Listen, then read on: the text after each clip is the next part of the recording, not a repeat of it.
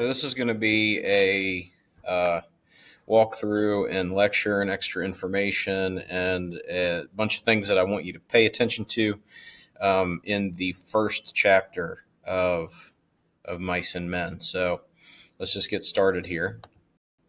And okay, so we're doing chapter 1 here, and when this opens, we get introduced to our setting. So we're in Soledad, the Salinas River. We're by a riverbank. Okay. And Steinbeck is going to give us a bunch of nature imagery here in the beginning. And that's a thing that he does a lot. Okay. So the stuff that I have highlighted here is things that I kind of want you to pay attention to. And I'm going to read sections of this book to you out loud, just so you're aware. This book does feature some strong language, which I will be reading out loud. There's also some mentions of other sensitive topics like sexual assault. There's violence in this book, but it's a classic. And the point is not really the violence or the assault. Steinbeck is just using that to kind of say something about the world that he's tried to build here. So just be aware that, if strong language appears in the story, I will be reading it as we discuss. Okay. All right. So the first thing that you're going to see in this story is the repetition of this idea of rabbits. Okay. So, rabbits are going to be an image that Steinbeck uses over and over and over again.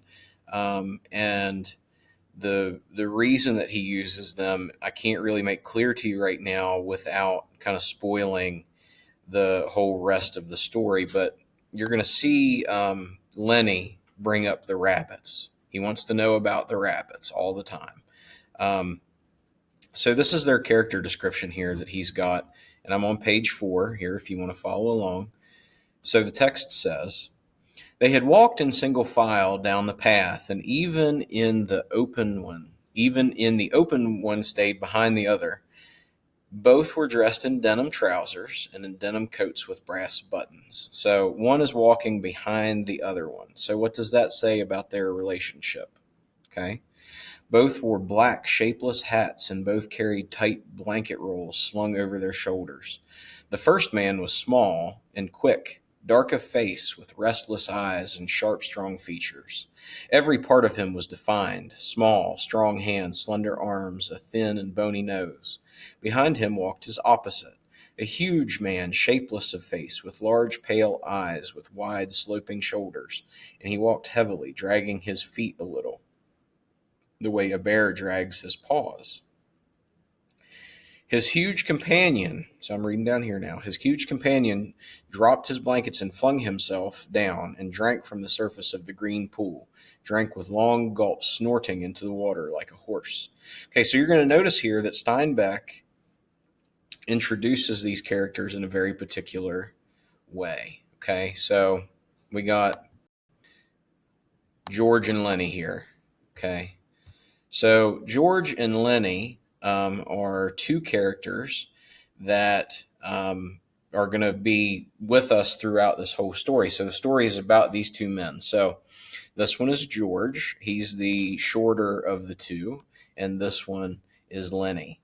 And Steinbeck is going to describe Lenny using comparisons to animals a lot. So just take a second and think about what that says about Lenny's personality, right? We're going to see that Lenny is a little slow developmentally. There's something wrong with him where he can't remember things, or he obsesses about certain things. And so that's important for you to know about him in the story going forward here. Okay. So skipping on down ahead to a little bit later in the story. So again, here we have this idea about the rabbits on page 6. "I remember about the rabbits, George." "Hell with the rabbits. That's all you can remember is them rabbits." Okay, so you might not know exactly what they're talking about here as far as the rabbits go, but we're going to find out by the end.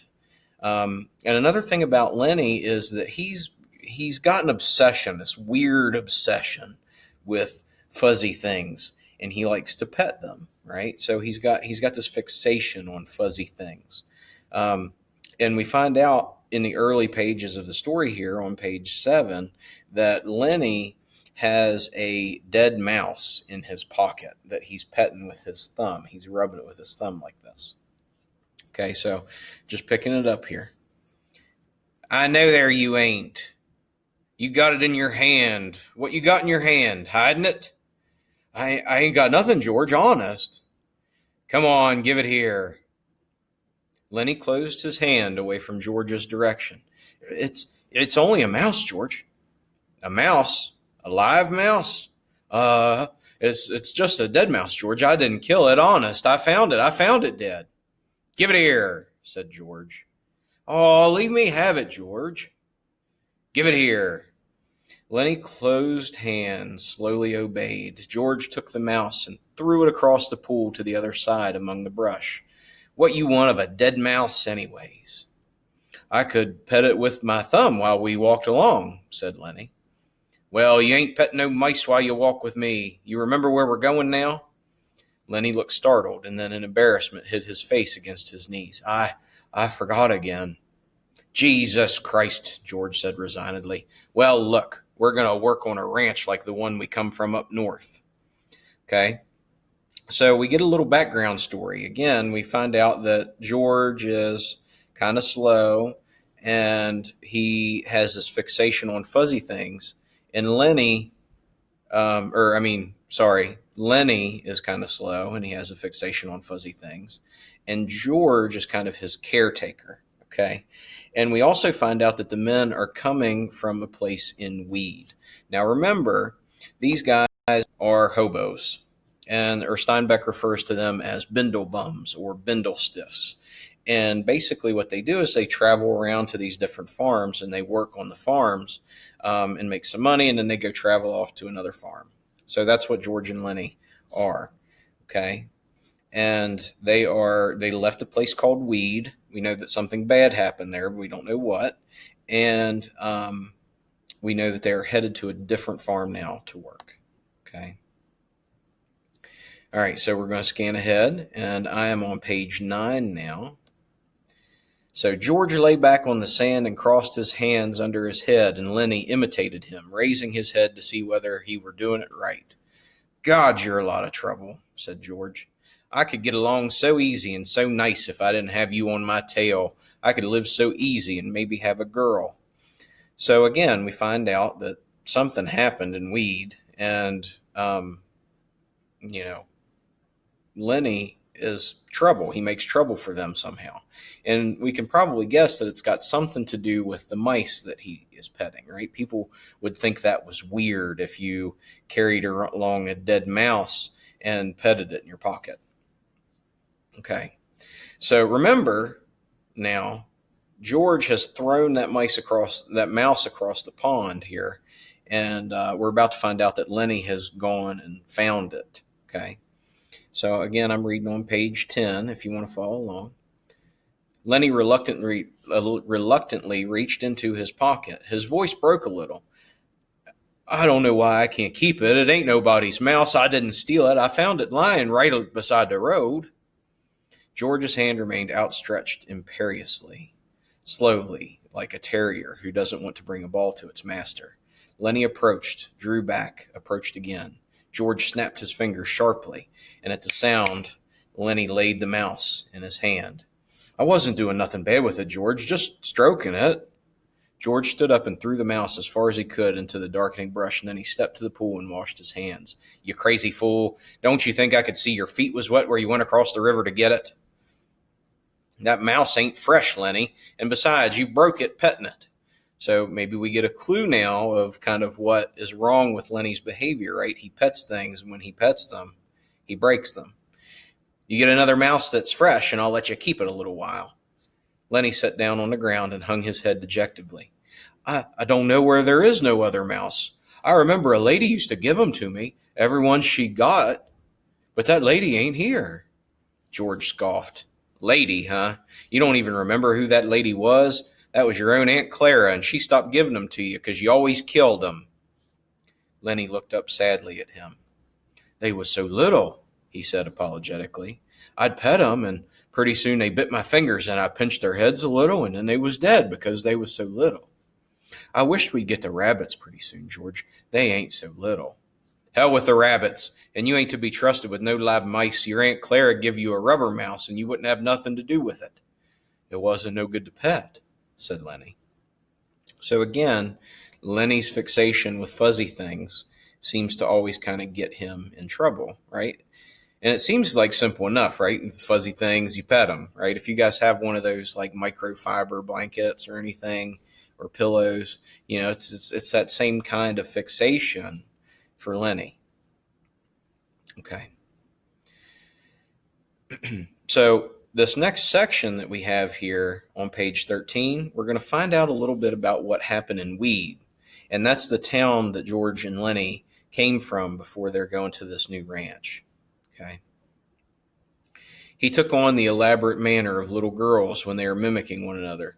"Just wanted to feel the girl's dress. Just wanted to pet it like it was a mouse." "Well, how the hell did she know you just wanted to feel her dress? She jerks back and you hold on like it was a mouse. She yells and we got to hide in an irrigation ditch all day with guys looking for us, and we got to sneak out in the dark and get out of the country." So we find out what happened in Weed and why the men are looking for a new job at a different farm. Apparently, Lenny has Lenny has, he met a girl and she had a nice fuzzy dress, and Lenny went to pet the dress. And of course, you got to remember, Lenny is a great big man here. And developmentally, he's probably a very young child, right? He's got the mind of a child, but he's got the body of this big giant man. And when he reaches out, he grabs this girl's dress and she panics. And so he just holds on tighter. And that's going to be another pattern that we see throughout the whole story is when Lenny gets scared, Lenny holds on and he doesn't let go. And sometimes that causes problems. But so let's say if you're a girl, you get approached by this big giant man. You don't know anything about him. You don't know that he's a little, developmentally slow. He's got the mind of a child, and he grabs a hold of your dress and doesn't let go. Well, what are you going to think he's trying to do to you? You're going to think he's trying to scoop you up and kidnap you. So she runs off and gathers up, screaming, and all of the men in town come out and they start hunting for George and Lenny because that's what justice looked like on the frontier. Okay. And so the men have to run, and like George says, they had to hide in a drainage ditch all day. Okay, and then the last thing I want to talk to you about is this idea about the rabbits. So I'm not going to read you this whole section here, but starting on page 15 and going down to about the start of page 16, you have this idea about living off the fat of the land and having rabbits, right? So this is George and Lenny's dream here. And we all have dreams. We all have things we want to accomplish, like when I was a kid, I wanted to be a senator. Okay. But, those dreams, we always talk about doing them, and sometimes they don't come true. And the dream that George and Lenny have is that they'll have a place where it's their own. They're going to be working on their own farm. And you remember that a lot of people lost their family farms during the Dust Bowl, right? So this dream would have been really hard to get a hold of at this time where, people were being paid almost nothing, right? So George and Lenny, they have this dream of owning their own farm, and Lenny is going to get to keep the rabbits, which of course will be fuzzy, and then he can pet them to death like he does. Okay. All right. So those are the big ideas that you need to understand for chapter 1. Okay, so just to review, Steinbeck is going to use the rabbits over and over again as a symbol of the dream of these two men, the unattainable dream, the dream that they'll never be able to reach. Those rabbits will be that dream. Okay. And you have Lenny, who is developmentally disabled in some way, right? So he's got the mind of a child. He's really innocent, but because he comes in this big, scary body, um, people are afraid of him, and they don't understand that he's actually more childlike than he is a man. Okay, so those are the most important things that you need to get out of chapter one. Um, and I hope you guys are enjoying the book so far. Get ready to read chapter two.